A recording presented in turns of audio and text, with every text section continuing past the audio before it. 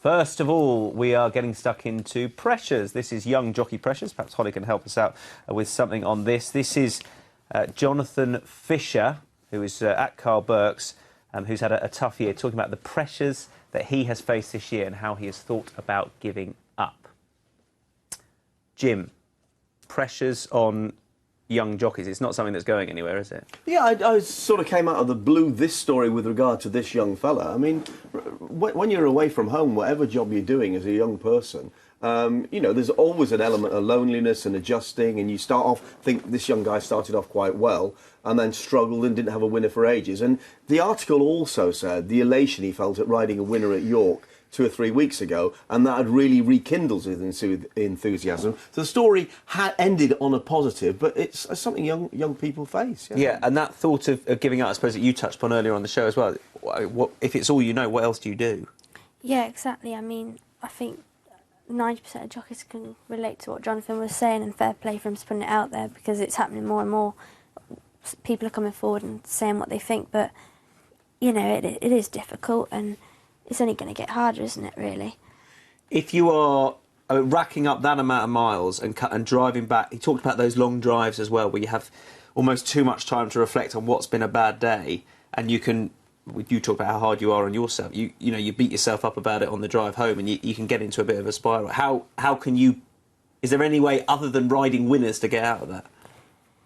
You've just got to pick yourself up every day, brush yourself off, and get on with it. I don't think there's any other way. I think you just got to keep your head down and keep moving forward and don't dwell on it. It's easy to dwell on it and get very down, but there's no way about it. You've just got to keep going on with it. It's easy to say. Whatever you do in racing, you have long days, bad drives. I mean, I'm sure Hollie doesn't think we work anything like us, our people in the media, but I'm based in the north. I have a lot of long drives, and don't say I've got a driver or I have a driver now, but I didn't for 30 years. You've got to turn around and say, when you're feeling down, easy to say, but what have I got?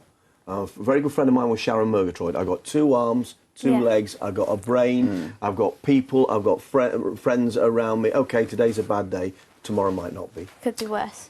Yeah. Existential Threat is next. This is Richard Flint, the Sky Bet ex-chief, talking about the existential threat which is facing racing at the moment. Dangerous moment for racing, says the ex-Sky Bet chief, with regard to pressures on the government, from perhaps within the government, on the bookmakers' roles within racing. I mean, it comes back to, and it gets mentioned in here and also in an MP letter back, Chris, that if you couldn't advertise, or bookmakers couldn't advertise on television, there's a strong possibility racing would not be on terrestrial TV. Well, bookmakers give so much to racing. You look at, well, there's so many meetings. The whole card could be sponsored by a specific bookmaker. You know, it's where it generates a lot of its revenue and income. You look at the Coral Eclipse Day, the whole card sponsored by Coral, and yeah, it's a tough one. Not something I would know millions about, to be honest with you. But is it because as a country there is pressure from within the government on the government to be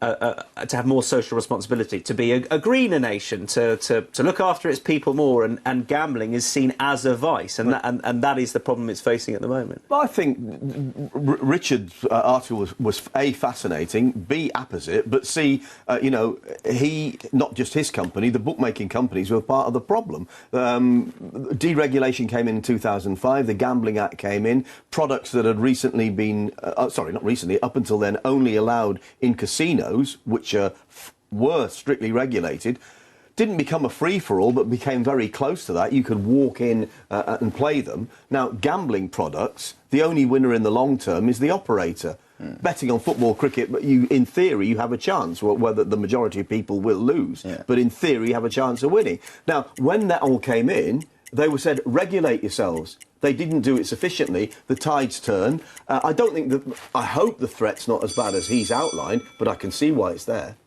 Under-18s next. This is £1 million of levy funding, which Great British Racing is putting into the current under-18 schemes to allow under-18s accompanied by an adult to go racing for free. 83% of adults saying that they want their children to be able to do something outside and get them out and about. And this is an opportunity for them to do that. But 86% saying that there aren't enough cheap things, if you like, for them to do. So this is a great incentive for young people to be able to go racing and enjoy an outdoor pursuit. Yeah, it's brilliant. It's a sport which lacks that mass participation in terms of crowds and stuff. So what better way to, you know, have an incentive to get younger people involved in the sport, especially just going along and enjoying it. I mean, we all went racing from very early ages, whether it's point-to-point meetings or, you know, bigger race meetings. I think it's a fantastic incentive, and that's what the sport needs. Do you find it easy? I mean, you must have a lot of pals outside of racing, given what you've done in recent years. Do you find it easy to get them into the sport, to get them to come with you racing? I just think, I don't find it difficult because it's such a great social event. Horse racing is brilliant, whether it's the Cheltenham Festival, whether it's Aintree, like, it all gives off something different. And I feel like, in terms of, you know, going somewhere with your friends, your family, there's nowhere I would rather go on a day out than racing. Whether it's, you know, working there or, you know, as a punter or just someone going to enjoy the racing. I think it's a fantastic day out.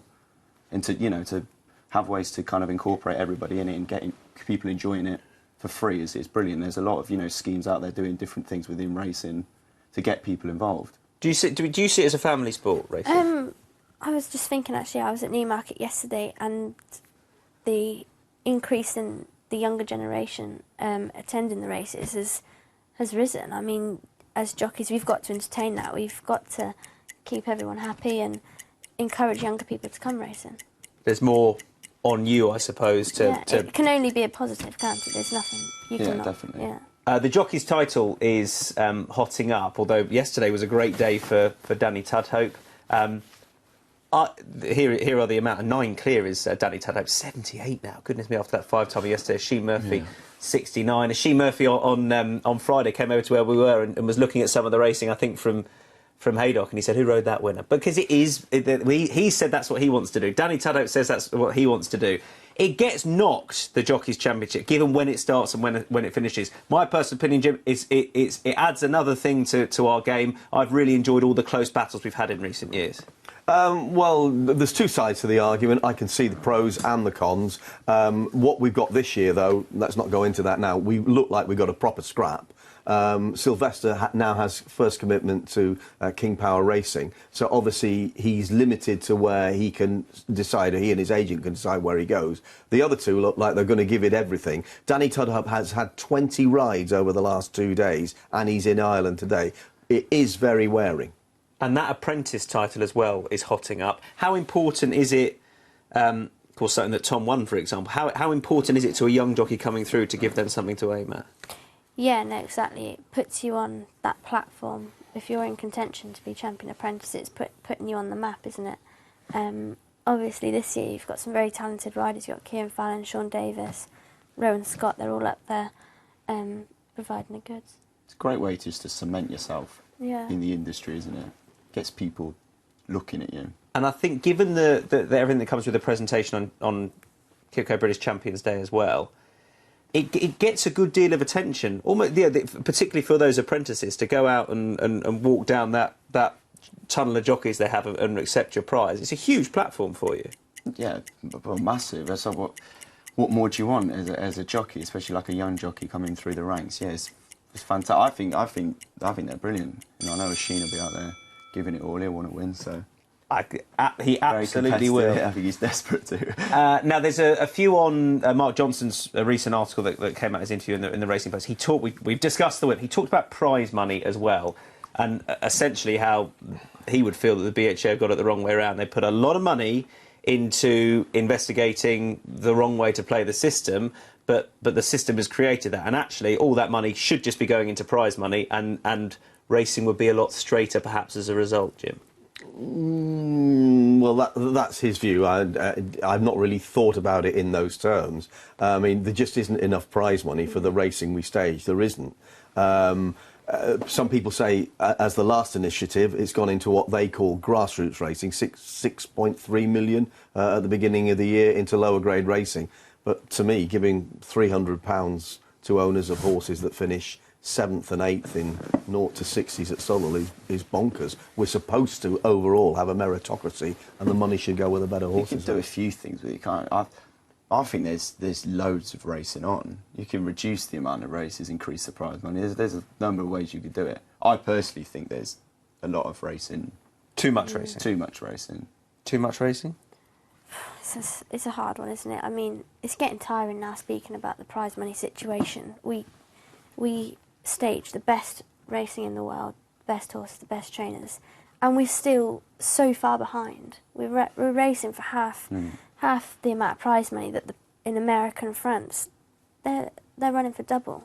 And is it frustrating from your point of view? Is it something you look at day in, day out? For me, it's more frustrating for the owners. They're paying more and more for their horses each year. Training fees aren't cheap. To get a horse to the races, it's not cheap, and they're not even if they have a winner, they're not even covering their costs. If they're having a winner at Wolverhampton or Lingfield, they're not even covering their costs for the day after having a winner. So what's it like for people that aren't having winners? It's a lot of pressure, isn't it? Yeah. A lot of pressure.